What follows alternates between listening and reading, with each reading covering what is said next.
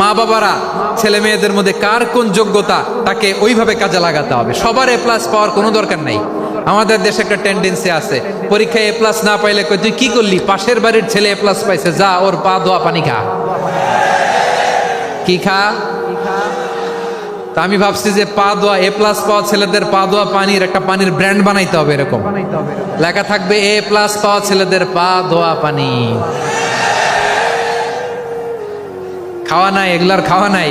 ওরে আল্লাহ এ প্লাস পাওয়ার জন্য বানাইছে, আর আপনার ছেলেকে এই এ প্লাস গুলারে নিয়ন্ত্রণ করার জন্য আল্লাহ বানাইছে। ওকে দিয়ে আল্লাহ কি করবে আপনি জানেনই না। একটা এ প্লাস, একটা এ গ্রেড একটা মানুষের জীবনকে ঠিক করে দিতে পারে না। আপনার ছেলেকে আল্লাহ অন্যদিকে যোগ্যতা দিয়েছে। ওদের মনোবল ভাঙবেন না, খবরদার খবরদার। ছেলে মেয়েদের মনোবল ভাঙবেন না। যাকে দিয়ে যেটা হবে তাকে দিয়ে সেটা করতে হবে, তার প্রতিভাকে সেভাবে কাজে লাগাতে হবে। তাহলে বাংলাদেশ, আমাদের এই জনসংখ্যা জনসম্পদে রূপান্তরিত হবে।